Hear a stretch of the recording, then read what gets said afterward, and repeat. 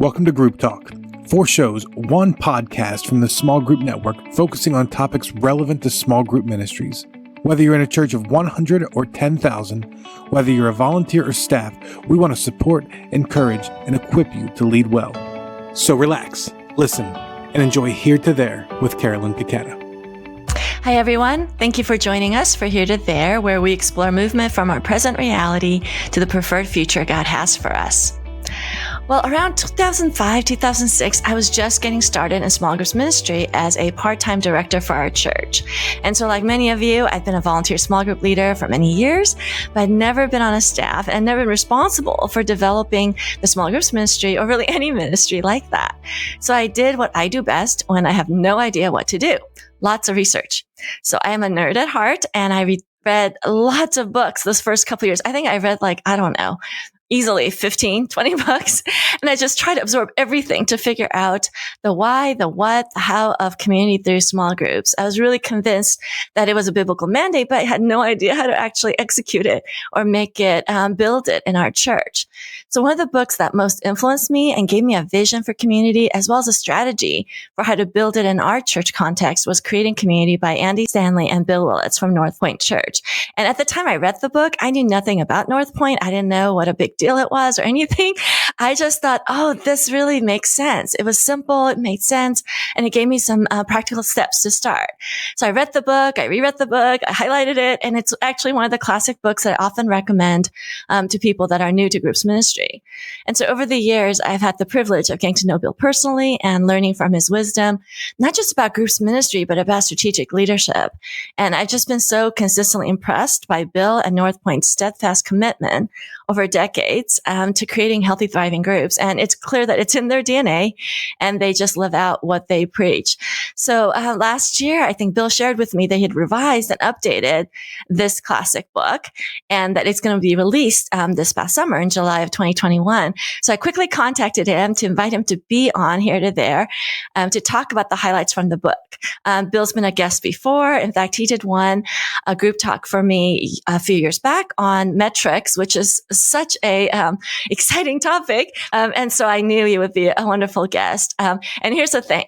I knew that I had to get Bill first because I knew that Steve would go after him. And then Nick wanted to nab him for his Reading Lens podcast too. We actually had a separate text chain about, okay, I want to get Bill on my program. And then they were like, I was like, back off. I'm getting him first. So, Bill, thank you so much for saying yes to me first and being on Here to There. Well, I would always choose the rose before the thorns. Let me just say that very clearly. So, and let's be clear that the thorn is Steve Gladen and not Nick Lindsay, who is a sweetheart. Absolutely, yes.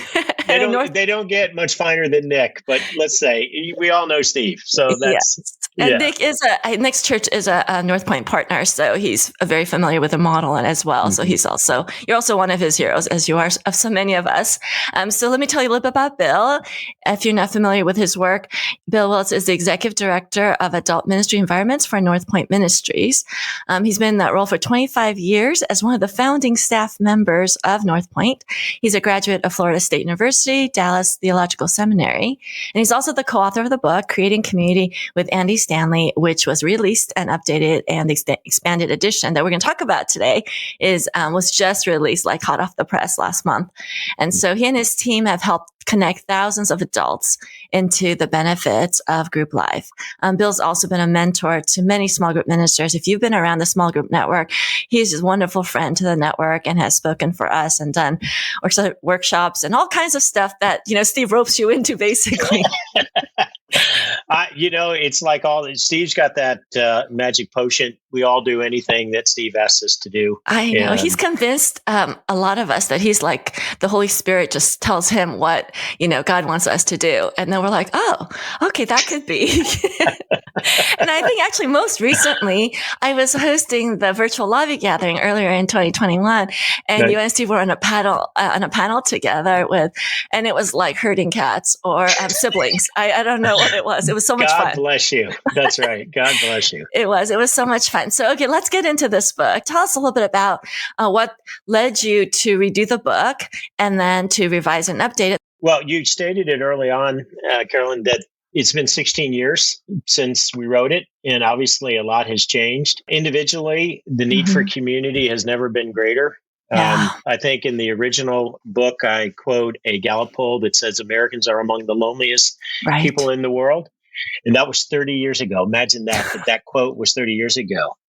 And right before COVID, so this isn't really a COVID phenomenon, but right before COVID, there were some stats that came out that showed that the loneliness pandemic or epidemic had just continued to get worse. Yeah. Here's a startling thought. Gen Z, the digital native Right. generation, is called the loneliest generation ever and is in worse physical health and mental health than the older generations before it, which is just tragic because you always want the next generation to have something better and thrive more than you did. And then coming out of the pandemic, that issue just got compounded. Anxiety and depression were up, suicide was up, substance abuse was up. Yeah. And so the need for meaningful community has never been greater. That's one of the reasons why we made the change. Another is culturally. The technological advances that have been vast in the last 16 years they've come with many benefits, but they've also come with some corresponding challenges as well. Sure. I mean, this is hard for me to think about it, and some of your audience is just going to smile. But, 16 years ago when we wrote, there were no smartphones, there was no social media, there was really no digital connection options. And we all would say those advancements have been tremendous gifts to all of us. But I think it would be unwise if we didn't look at the corresponding downsides of what has happened as well, or the cost that came with some of those technological advancements. For example, people don't know, and especially this was one of the statements on Gen Z, don't know how to create meaningful relationships these days. Yeah. And so that's why loneliness and depression and those kinds of issues continue to go. It's interesting out your way in Southern California and USC, they recently, I think it was 2 years ago, maybe 3 years ago, they hired a director of belonging to teach a class on how to create meaningful relationships. And because it's super popular. My daughter's at USC. It's a super popular class. Yeah. And so, you had so many students that were tubing out or battling depression, and they said, we got to do something about that. So we're going to create this position. In the UK, they have recommended that they create a minister of loneliness to help fight the pandemic. And so this phenomenon, which I think was the downside to the technological advances that we've had, has really impacted people's ability to be able to connect meaningfully, which means one of our challenges, I think, in this digital age is training and in some cases retraining people on how to have those kinds of relationships, how to be fully present, how to wisely use technology without it becoming an appendage to who we are. So culturally, individually, and then organizationally, for us as a church, a lot has happened in 16 years. While the framework of the original book, I still think is a reasonable framework. Well, since it was biblical, I think you're safe to say it's a good framework, Phil. I'll give you that. It's a good framework. Thank you. But the nuts and bolts of how we do what we do have changed vastly over the last 16 years. And so we felt like it was time for an update because the old book, while it still trickled with sales, was not representative of what we really were doing fully today. So those are some of the reasons why we made the change. Yes. I was so glad that you did redo it. And it's thicker. So, it's more bang for the buck. There's a lot more words on the back. Yeah, a lot more stories, quotes. Yeah, a lot. We're trying to make it as reader-friendly as possible and engaging as possible, while also throwing a few extra gifts in there. There's a bonus section that wasn't in there before. And so, as I mentioned to you, I think earlier, I think I figured out it was about 75% new. Which is unusual for an update. It typically means it's the flip, right? And I remember you telling me I should just written the whole second book over because it was more work to try to revise and update it. But I'm glad you took the time to do it because it does really speak to our time. It just feels like, okay, you're speaking right now to where we're at. You one of the things I love about you, Bill, is that you're a realist. And we're going to address that a little bit later because there's this really cool section on what you promise and don't promise to people. Yeah. But you talk early on in the book about clarity. And I don't know who said it. There's some famous person who said clarity is kind, which I really subscribe to. I think the church tends to think kindness is just being nice and not necessarily saying, you could say it kindly, but the truth speaking piece of it. And you talk about 3 questions in the book that leadership teams have used over time in building this ministry to bring clarity to their ministry. Can you talk to us about what they are and why they matter so much? Sure. So the 3 critical questions that we've played around with for so many years are really simple. They're not profound, but they have been really guiding lights for us in terms of helping determine what we're trying to do. The first one is, what do we want people to become? This question really is all about getting a clear picture of the preferred future that you have for the people that are coming to your church. In other words, what's the goal? What are we trying to do by getting them involved and getting them connected and getting them taking next steps in their journeys with Jesus? And the way that we have answered that is with a little unique twist. Is we want people to be really lifelong followers of Jesus, not just believe something at a particular point in time, but to continually be following him. So our mission statement today is we want to inspire people to follow Jesus. That's what it really is, which means wherever a person is on the spiritual continuum, we just want them to continue to take the next step on their journey with Jesus. And that's what we're trying to do. So the first question, what do we want people to become? The second question is, what do we want people to do? And this question really clarifies the how, the tangible next steps that we want people to take in order to grow and follow Jesus. And so the way that we've answered that in this season in our life is we want people to grow vertically and horizontally. We want them to grow in their love for God and obviously their love for other people. And I don't think too many of your listeners would fight or argue with that issue. I think we can agree on the, the Great Commandment is a good thing. Yeah. Steve and I agree all day long on so much. And one of these is Great Commandment and Great Commission. So that's good. Amen to that. And so that's what we're trying to do. But the way we've answered it is when we talk about the vertical and the horizontal, we go back to the words of Paul in Galatians 5:6. When he's fighting the Judaizers that have come into the Galatian church and are basically trying to bring in legalism into and do additives into what basic Christianity is. And he boilerplates it for him. He said, okay, whoa. What it all comes down to is growing faith expressed in love. If you really want to know what the spiritual journey, spiritual life is all about, Jesus said it's to love God, love others. Paul said it honestly, said the same thing in just different words. He said it's growing faith expressed in love. In other words, there's a vertical and horizontal place. So the currency for loving God is growing faith. The currency for loving people is doing whatever is required in the moment. The moment, it's situational. So it could be forgiveness, could be deference, could be service, could be surrender to a dream that you might have had.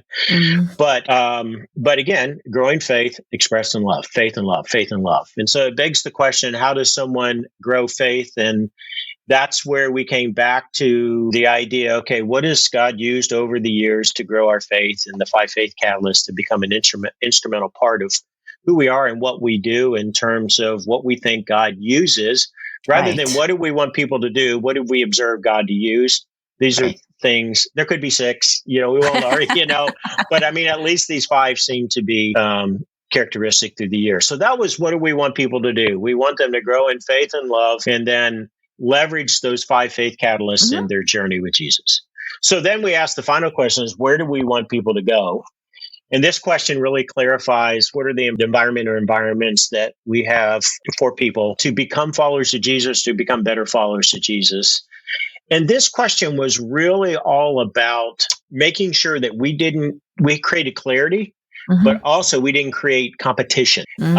Most churches that I've, in my 3rd church now, and the first 2 certainly had competing systems inside of itself. And so they trumpeted about 5 different things. And so if you talk if you to only the had right. 5, that's actually pretty good. Yeah. I feel like, I mean, let's be real. Most of them, it's probably more like 10 plus. Yeah, that's right. That's right. So this was okay. We want clarity so that our messaging is the same, Mm, whether it's a kid or whether it's adult. We want to drive people towards a similar destination, and that for us is a small group environment, an appropriate one. And we have right. different ones, but the destination is the same. Now, we've created 3 different types of group tracks depending on where a person is on their journey, but the destination is still the same. It's the small group. Right. So it's like these leadership questions. You can ask of it more in a macro fashion about the church as a whole. But for many of our listeners who are more second, third chair people and managing one piece of it, you can also ask of it more micro in relation to the specific ministry. Because I think those questions really are still valid. What do we want in terms of our leaders or our volunteers? Where we want them to go? How do we want to help them get there? And you do later on in the chapter, you do talk about strategies being, easy and obvious, which I think is really helpful. It's interesting. Some of the things in the book, you're like, yeah, I know this. Like, why am I not doing this? That's kind of my experience. Like, yeah, I know this is true. Not, and go, okay, but why are we not doing it? And so, yeah. I may or may not have had that moment a couple of times as well, Carolyn. Let me just really, I think we kind of this is like with Saddleback and North. I think we kind of put you guys on a pedestal, and we come to your conference or listen. It just feels like that's like the, paradise of small groups ministry. Everything's aligned. Everything, kind of points to the same destination. And I've definitely you have caused me to be the sin of envy and jealousy, thinking this is wow, if we had the resources, if we had all these things. And I'm sure Steve gets some of that as well. But just for our listeners, don't be jealous. They have problems too, right, Bill? Yes, every day, because it involves people. And so people bring their own sets of opportunities for growth, as I like to call them. Wow, that's so kind. It's because you're in the South. You're so kind. So it's true. And I think over time you get to see, gosh, even the ones with really great models that we can learn from. As long as there's people, there's stuff. My name is Peter Englert. I am the co-host of Why God Why. We are doing a series with a small group network that has to do with a world reopening. Over the past year and a half, we've experienced a coronavirus, but these 4 episodes focus on the future of what a post-COVID world might look like. So whether you're a small group point person, a pastor or leader, someone interested, I want to invite you to check out these episodes with some of our great friends from the Small Group Network. Go to whygotawhypodcast.com. Okay, so another aspect of clarity is in one of my favorite parts of the book. It's on chapter 6. You talk about identifying roles.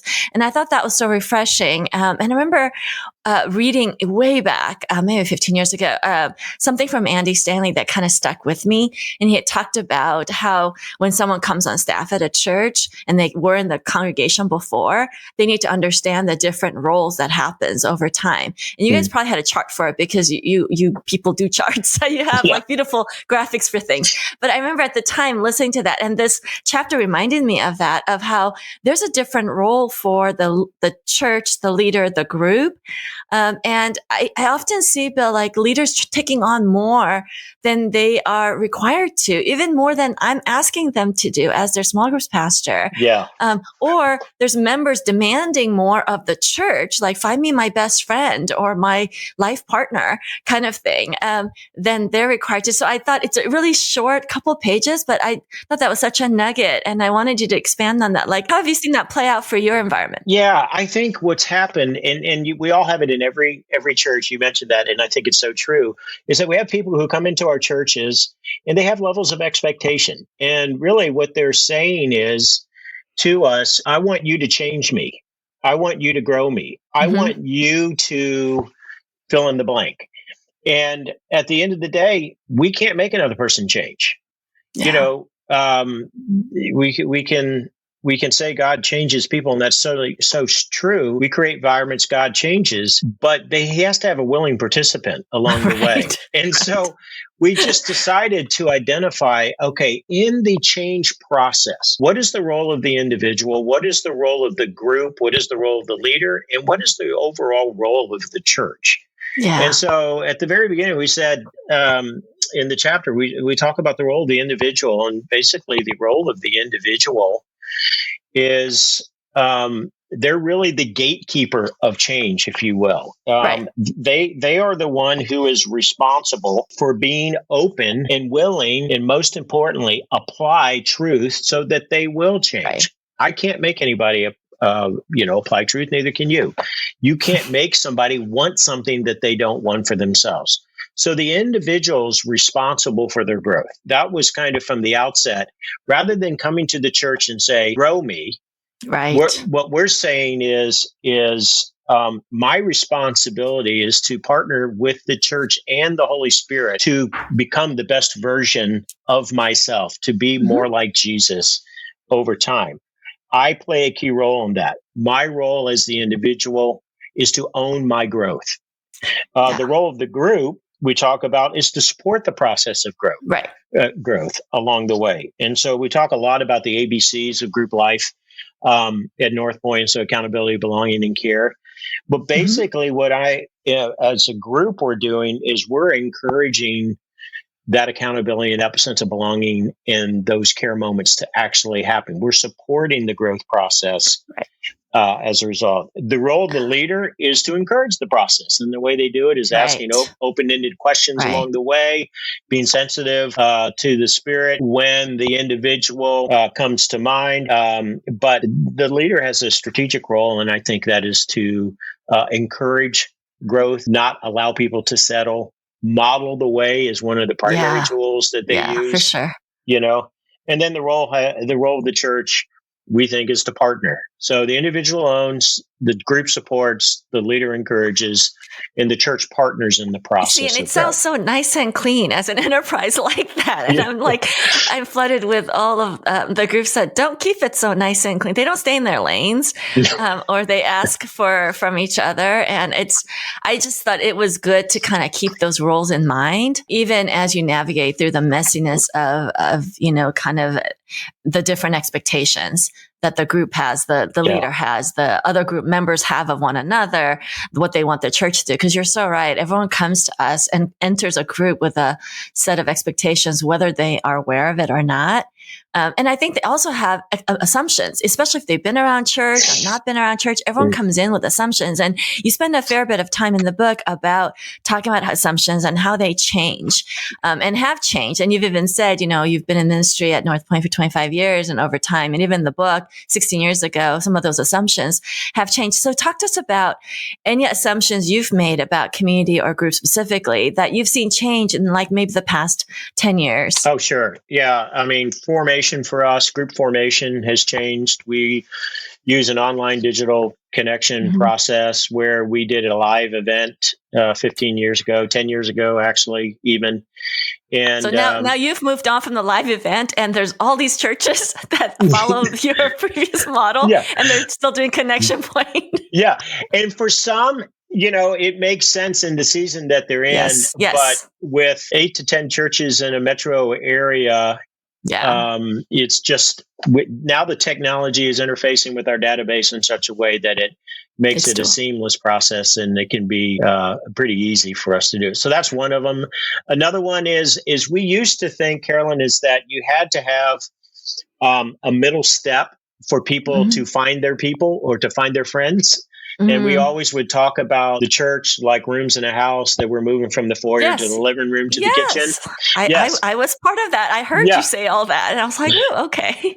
And so we thought that the living room was really an important thing for all people to be able to find their people so they could take a next step into community. And we came to find out that if you have families and kids, you have built-in environments where those living rooms are already taking place. You don't need a programmatic answer to that. Now, you need opportunities to see broader swaths of the community for sure. And there's certainly some felt needs, whether it's parenting, marriage, those kinds of things that bring people together in like seasons, that I think is really valuable and powerful. But in order to connect, people are willing to move from, the auditorium to a group without having that middle environment. If you're being sensitive to geography, season of life, those Right. kinds of things as options for them. And so that's one major change. Do you think COVID has affected that piece? Because what I've noticed in our church and from talking to some friends around the country in small groups ministry, there's a much greater hesitancy to go from, well, one, they're not even in the Right. church congregation still as much, but then like the going to a stranger's house or an acquaintance's house or having someone come to that house, it feels like groups have gotten smaller because the level of trust about vaccines, masking, I mean, all these complexities and the divisiveness in our current climate that has made people kind of get smaller, and that there's more of a fear and resistance to going from the big environment promptly into a living room. It feels like now maybe we do need some sort of a more of a middle space. So we've been talking about maybe doing some middle spaces at the church, spaced out and whatnot, because it feels like a safer, just physically safer environment under COVID. But have you noticed, any changes of assumptions because of COVID? Absolutely. I mean, you are talking about one of the real realities we all have right now. So anywhere from 40 to 60%, depending on one of our campuses, is the number of people who are actually back in the weekend for us right now. Yeah. And, I really think some of those participation patterns have changed for good, especially for empty nesters. It's going to be harder for some of them to get back in now that they've experienced the drive of content. We can talk about what they're missing out for sure by not being there, and what the body's missing out by not having them there. But I think, we're still in the middle of something pretty deadly. So I understand people's tentativeness. Our connection rates are about half of what they were 2 years ago. Oh, I feel so much better. Oh, yeah. There's no silver bullets, my dear. It is true that this is an unprecedented season.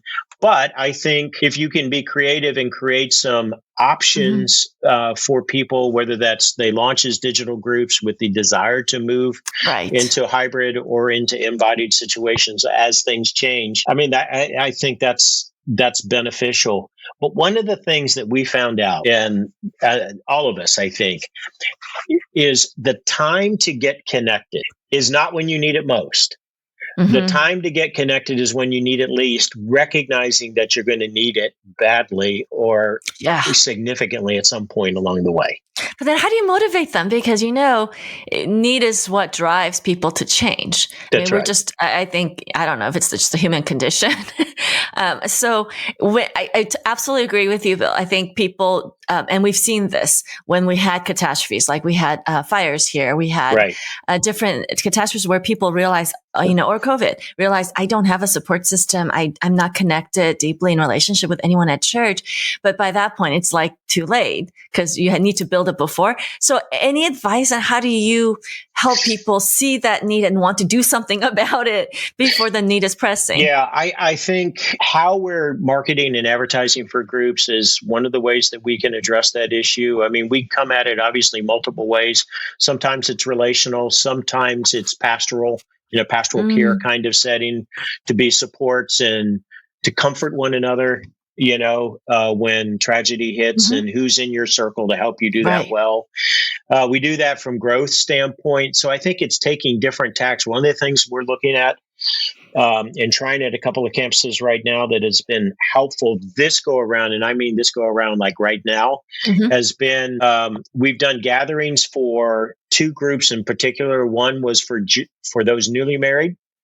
And then we did one for empty nesters, and they were gatherings where there was some content, but we put them at tables so that they could connect with people in their same season. And these were all disconnected people. So they got a taste of community. We used content to give them a taste of community. And then we had a connection season right after that to be able to drive them. And it really worked well at two of our campuses. And so now we're taking, what was it that really worked well? What was it? Was it the content? Did we have the right audience? Was it a mix? That's what we're trying to figure out at this stage. Yeah, I think that mid-sized group thing, whether you do it online content-wise or not, we've had some success with that as well. Yeah. It's just trying to get people to connect with each other. But back to your first point, I think all of our social skills are really rusty. If we ever had them, let's just assume we had them. And hopefully, a small group ministry people, all the listeners, we all have a certain level of that, or we'd be in trouble. But I think it's just really rusty. There's a lot less of that give and take, or even small talk. I read an article, I think it was in Atlantic, about how essential small talk is. Yes. And that's just since the pandemic, just even the casual chit chat that really kind of helps people not feel so disconnected, and then primes them for more meaningful conversation later. We've lost a lot of these social graces, and you definitely see it with Gen Z and the younger. But I think even for, our older, and to your point, we're trying to figure out, not that you have a crystal ball, Bill, but let's pretend you do. Pretend you have a crystal ball. So God has given you a crystal ball for the future. So are there any kind of patterns you already start to see emerge, you think, in groups ministry that will be with us a while?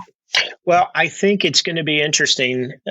We learned something about digital connection during this season. Mm-hmm. It can work. We all had to do it. We all pivoted, right? And so, and it can really work. I think what we also saw is that Zoom fatigue, or digital fatigue, is real. Yeah. So if you're going to have a digital experience, my hope is it's a breadcrumb to an embodied experience, that we're maybe starting or doing something that is supplemental when you can't connect in an embodied setting. But I think there is something to either leveraging digitally as a starting point for people on their journey, or as a substitute when they can't all come together. So I think digital, that's a duh, right? I mean, we know digital is going to go. But what I think we're going to find is that digital is not the silver bullet. I think it's going to be more of a hybrid piece, that we're using digital as a tool. You don't think people will be staying online? Like, online campuses now are cropping up everywhere, where there's not an expectation that these are breadcrumbs or steps towards embodied community, but that they are a community in and of itself. What do you think about that model? I think it works. Again, something is better than nothing for certain people. And if something's all you know, then it can be the best of the experience that you've had up to date. I just think there's certain things you can't do the one and others digitally. It's hard, very hard. It's challenging. I mean, you can do some of them probably, but there's some of them that is pretty hard. And I think one of the things that we saw at Easter, we had an outside service, and it was kind of the first time that our church opened back up since the previous March. So it had been, 13 months since that had happened? Yeah, same here.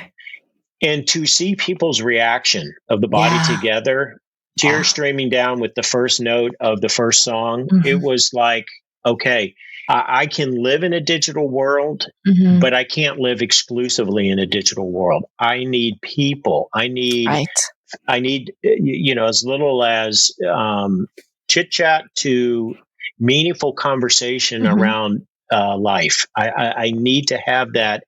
And as well as I do, that on digital platforms, you can multitask while things are going on. Right. You're not fully present. You're not fully present. And except so right now, Bill, we're fully present. 200%. That's right. But I think, and we're, that's why part of the reason why we have the loneliness pandemic that we have, is because we have people who are seeing technology as an appendage and not a tool. And we need to get back to tools rather than appendages. I love what, I can't remember who said it, but all our technological advances were meant to help make those far off feel near.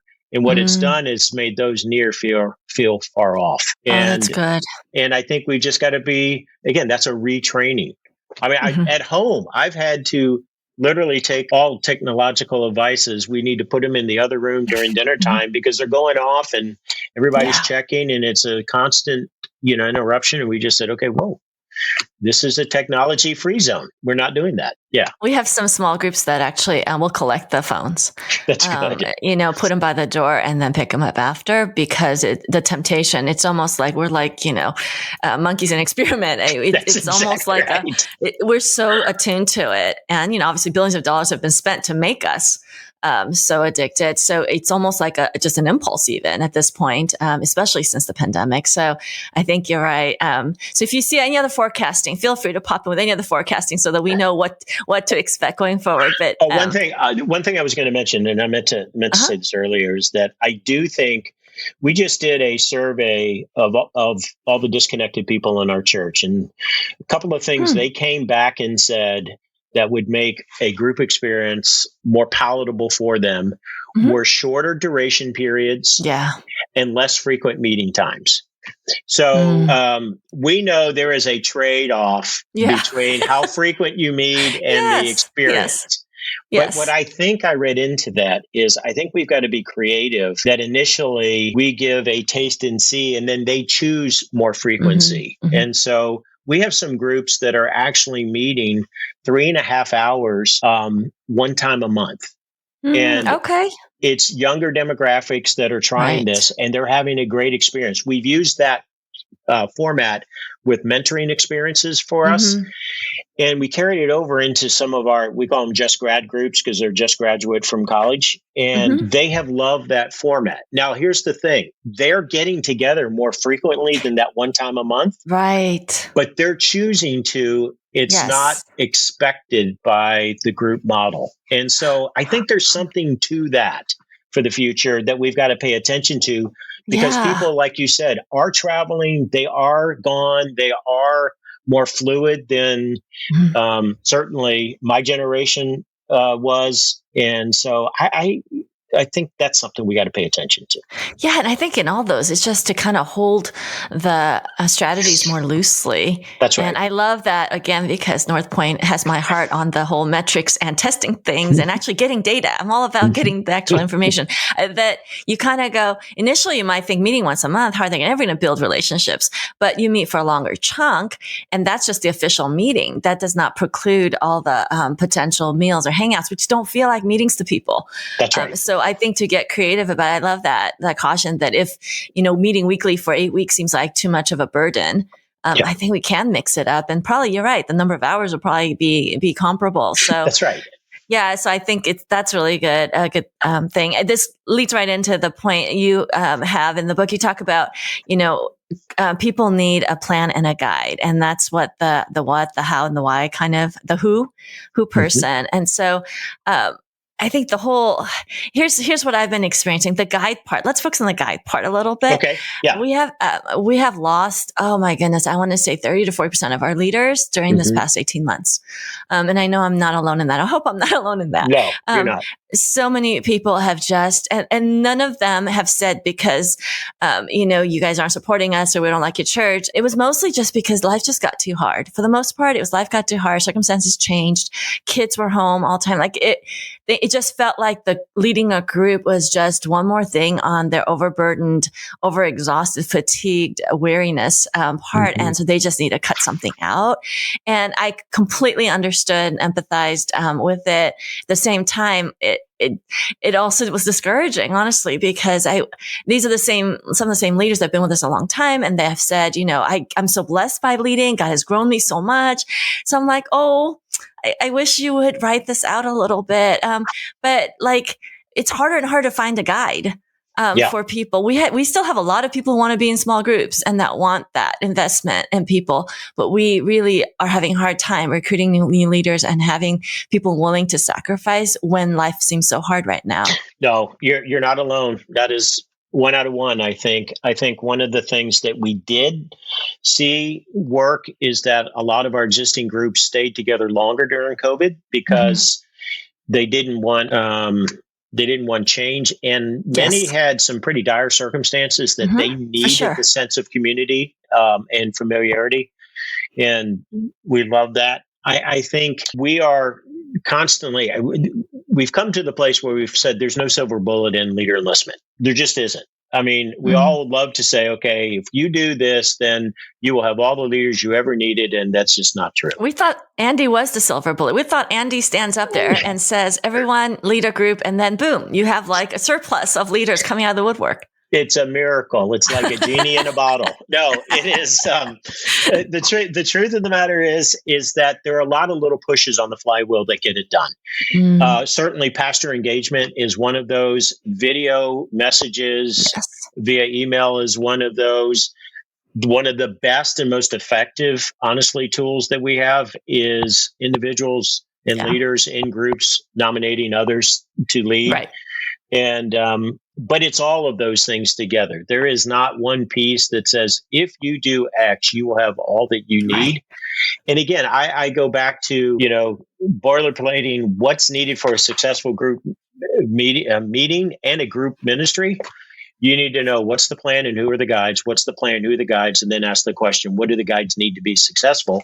So for us, more recently, we're spending a lot more time onboarding new leaders than trying to encourage, cajole, beg, and borrow older leaders to come to our leader development modules, simply because we want to onboard those new leaders extraordinarily well, put all of our investments, especially in the first 90 to 120 days in those groups, so they get launched effectively and that they have the tools necessary to be successful. But enlistment and development are not for the faint of heart when it comes to leadership. And then you throw COVID into the fire, and then it just I think those of us who kind of were like, we have this down. We have a multi-pronged approach, and we typically, God is so faithful and gives us what we need.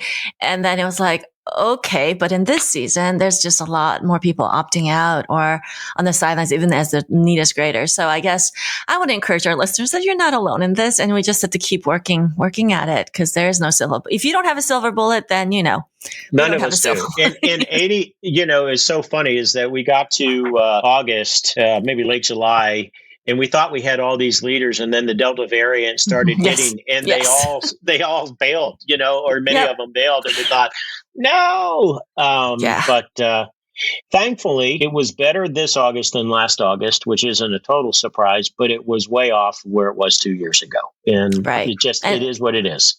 So I feel like next year, I wanted you to come back and talk about rebuilding. That's going to be the big topic. Hopefully, God willing, we'll be past enough of COVID and the various variants so that, hopefully by September 2022, we can start talking about how to rebuild and maybe rebuild in a healthier, better way than we had previously. So that's my hope. In my more hopeful days, Bill, that's where I go. Yes. In the day-to-day, I'm like, oh my goodness, this is probably the hardest season of ministry in my 15, 16 years. My favorite chapter title is chapter 17, where you say deal in reality. And I just love the clarity of that. Tell me why you named it this and what you see in churches broadly, because you go and speak in a lot of churches, and the idea of what do you think churches do when they're not dealing in reality? Well, the whole idea is that many times, because we have a biblical ideal, that we're pursuing that biblical ideal and forget we live in a real world. Like Acts 2. We want Acts 2. Yeah, that's right. We know what it should be. We know Acts 2 and Acts 6 should be normative for the church, and then we actually go to church and it's not normative. And because there's people, we're there because we're there. Exactly. It's one out of one. And so I think asking the question, am I creating an ideal or a real environment? And I think you can have ideal desires. It's kind of like marriage.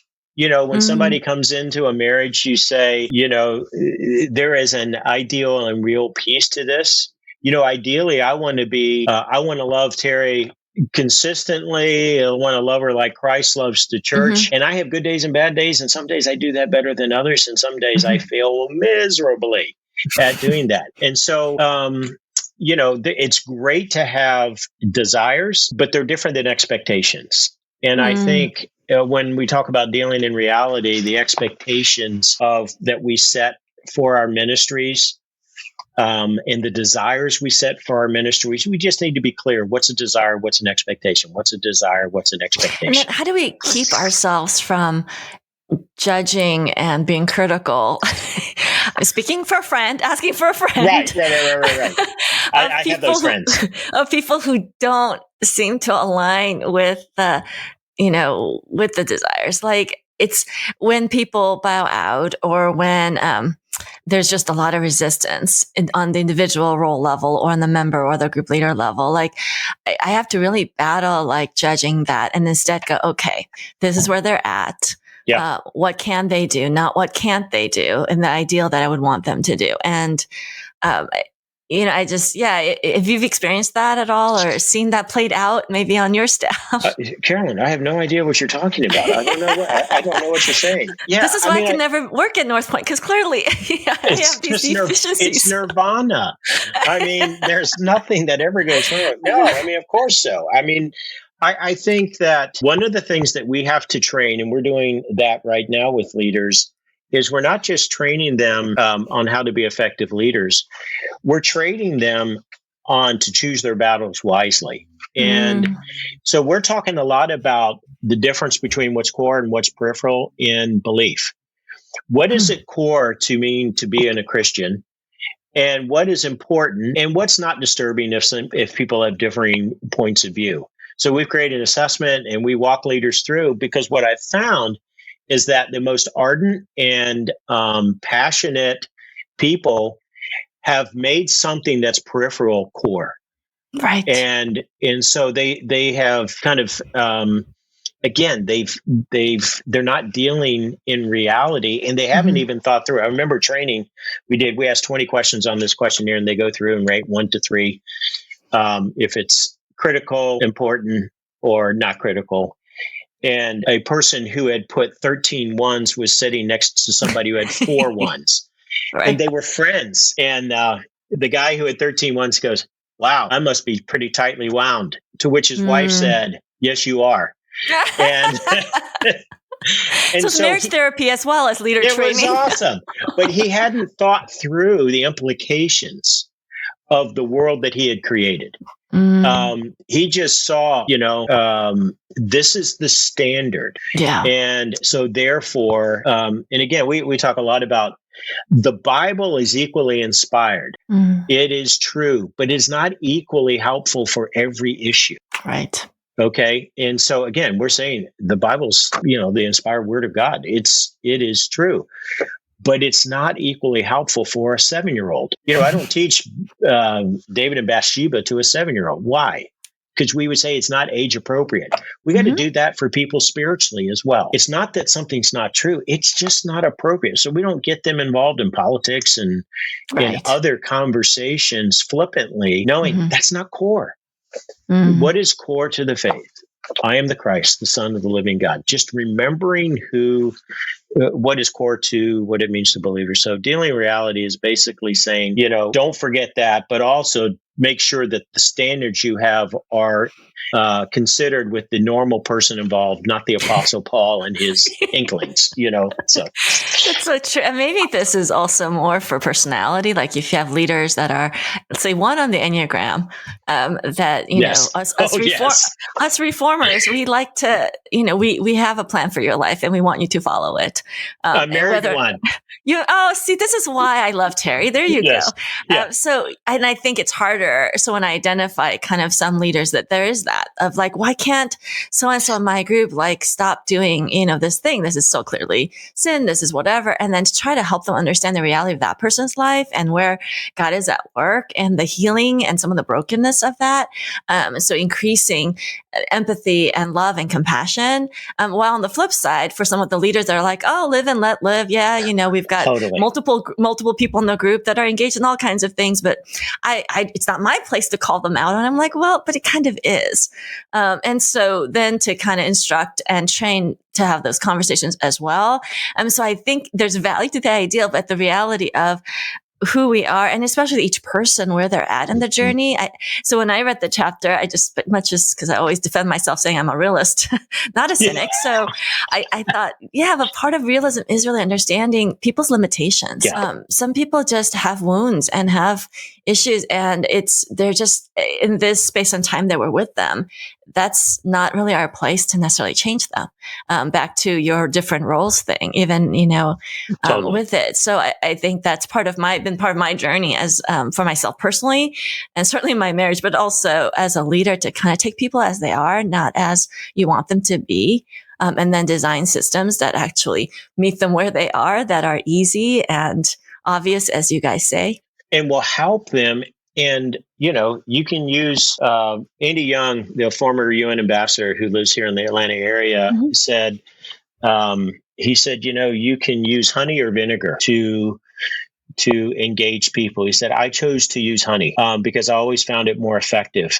And I think there's some truth to that. We talk a lot about knowledge. We talk a lot about skill and leading a group and so forth. But when it comes to really, I think the secret sauce to leadership, it really is posture.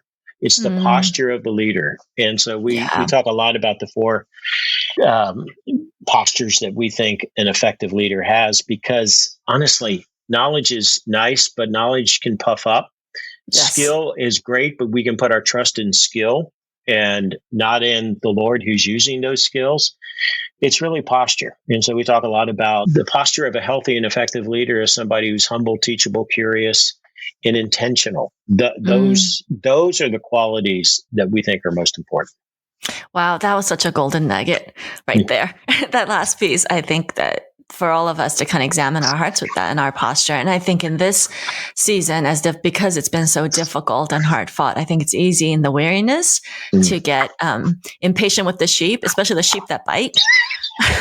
We have some of those. Everyone has some of those. Yes. And so just kind of, I love that picture of, our posture of humility, and really ultimately it's love.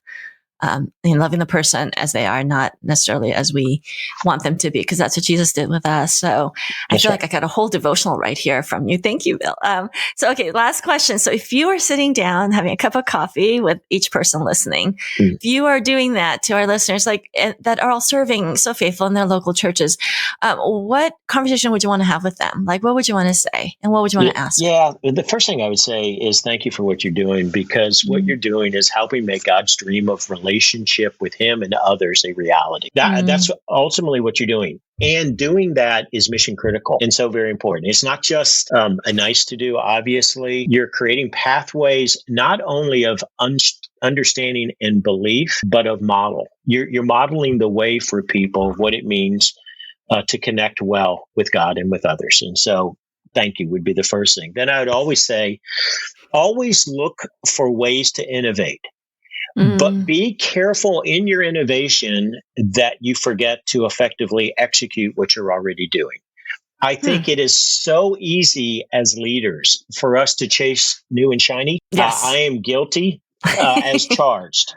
And so I can run off, and it's kind of like, it's a worship leader with a worship song who said, we sung that 3 weeks ago. Yeah. We sung it once 3 weeks ago. Exactly. And we forget that there are core things that have to be executed, connection, leadership, enlistment, and development, and those kinds of things that aren't sexy, but boy, they're core. And we can be chasing, the shiny and forget the critical core. So that'd be one of the things, is look for ways to innovate, and especially in the digital age, what the tools we're going to have over the next 10 years. And I think especially virtual reality will come into groups and allow us to experience being together in ways we never thought was possible in the next 5 to 10 years. I think some of what companies like Google and others are working on is phenomenal. But that said, don't forget what's core. Core's people, and helping them take the right next step in leadership or on their journey with Jesus. Then the other thing I would say, and encourage them, have you looked at recently how the message you're sending is resonating or landing on the people who are in your congregations? And by that, I mean, we think we're clear. We think we know what we're talking about. And we've said it 10 times already. Right? Exactly.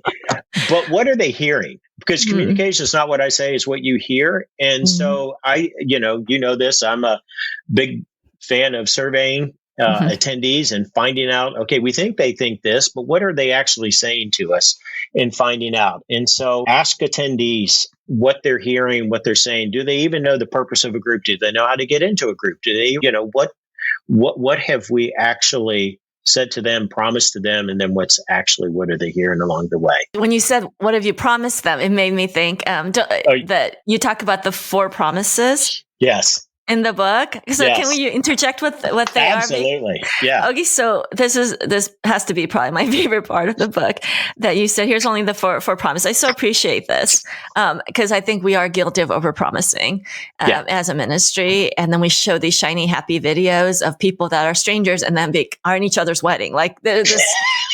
I say that because we actually just did it. But so then these are these success stories, right? And so, but we want to show how God's working, and those groups exist, and yet there is this overpromising. And so I love the honesty of your 4 promises. So tell us what they are, and then why you put those in. Yeah. So one of the chapters is about promising confidently. What can we really promise? And then I talk about a little of our journey and story. Mm-hmm. We've had great group experiences, and we've had some abysmal ones, and wondering, is it leadership? Is it me? Mm-hmm. Is the group? What was it?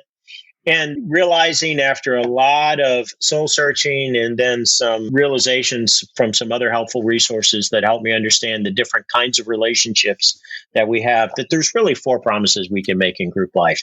And the first one is we can promise connection for most. For most, that's the key, most. Yes, not everybody. I mean, there are people who are not emotionally or cognitively healthy enough to be in community. Right. And that kills us to think that so-and-so, but I've had too many people who've blown up groups over and over again. Yes. And there's the problem wasn't the group, the problem was them. And so I'm not saying there isn't hope, but they don't need to try out that hope on our groups. I mean, that's the, so we can promise connection for most, we can promise growth for many, we can promise a path to community for some, but we can promise a ministry for everyone. And so it's really understanding, connection for most, growth for many. Some are going to have great experiences, some are not. But then they might not choose it. That's exactly, because if they're responsible for their personal growth, then they've got to actually engage at a level that's going to help them do that. We can promise a path to community for some. Not community for everyone. Now, I think what's important here, we can promise connection, but we can't promise community. Community is that concentric circle of those intimates that you have in your life who are the real and raw relationships, who know everything, who are going to push the right buttons when they need to be pushed to help propel you to believe what you need to remember and to not believe what is not true. And so those are the friends in our lives that are those real and raw. They're the spousal relationships we have. You're not going to have that in every group, because every group's not the same, because every relationship's not the same. And so you can promise it. What I've seen over time is in my group, I can provide a pathway for some of the people in my group to have that level of community. It just may not involve me, and it may not involve every member of the group. Right. And I think that to be okay with that if you have a group of 10 and 4 of them are tight with each other, that's actually a success. That's right. Instead of feeling like we're obligated to provide that level of community for everyone, that's not realistic. No, it's not. And I think you're right. Our pretty videos show a picture of, look at this, and this is how it is. I feel so guilty because it was such a great video we did, and they really were in the wedding. In fact, they hosted the wedding for these what used to be strangers and now become, really close friends. But then, we did say, as we showed the video, by the way, joining a group does not mean that you need to host a wedding or be in a wedding or anything related to a wedding. Or give a wedding present. That's right. Or find your mate here. It's not. Yeah, that's helpful and clarifying. So those 4 promises are the 4 things that I think we can promise in every group. And I think it's worth it, because the last one is so critical, is that God uses every group, and he uses every person in every group. I mean, I think we all see and have seen how even in bad group experiences, God's revealed some things to us, maybe bad attitudes, maybe impatience. I know for me, in certain settings, I have walked away going, we have a problem in this group, and that problem is me. And and that's been a healthy discovery along the way. And that just as God has been patient with me, I can demonstrate some of that patience towards others as well. Yeah. And so I encourage you, our listeners, to go through those 4 promises and wonder if you're overpromising and under-delivering, or maybe your promises just are not realistic. So Bill is a truth teller. And so I so appreciate that. I know I cut you off on your 4th thing on the coffee chat. Was there any final thought you wanted to share? Well, the only other thing is I always am going to talk about try to keep your model as simple as possible. Don't create any competing strategies. But the last one I would really say is don't grow weary. Relational ministry is hard and messy work because it involves people. I think I heard a mutual friend of ours years ago say, if you want it easy, do programming because you can script everything out and then it's just done. I think that's an oversimplification in fairness to our programming friends. But relational ministry is hard and messy. There's no perfect group. There's no perfect group model, including ours. But God will use anytime we bring his people together in his name, he promises to use it. And so don't give up. Remain open-handed. Allow God to write the story with each individual group, and then let's see what he does in our midst. Amen. That's a good word. Thank you so much, Bill, for being on the program. And I'm so glad I got to have this conversation with you first. You had to get that in there, didn't you? I did. I had to get that in there. So Steve and Nick hear it. Well, the book is called Creating Community, 5 Keys to Building a Thriving Small Group Culture. And actually, Small Group Network is giving away a free copy of Bill's book. So to enter, you can go to smallgroupnetwork.com/contest. And the contest drawing for Bill's book is going to happen on October 1st. And the winner is going to be notified by email. So if you want a free copy of the book, you can get it there. Of course, you can get the book on Amazon or anywhere books are sold. And it is really good. So I'm so glad you took the time and the energy to, in the midst of a pandemic, to work on it while changing out your ministry and running everything else. That's a lot. So thank you, Bill, for serving the greater kingdom in that way. Well, thank you so much. It's always great to be with you. And I appreciate the opportunity just to have these few minutes with you. Thanks, Bill. Well, you can ask questions, interact with Bill on our Facebook Small Group Network group page. He's on there very often. If you have a question for him, you can direct message him there. And thank you. God bless you and North Point and your ministry there. And thank you all for listening to Here to There. And until next time, remember that we are better together. Thank you for listening to Group Talk. We invite you to subscribe to our podcast through iTunes and get new episodes downloaded automatically.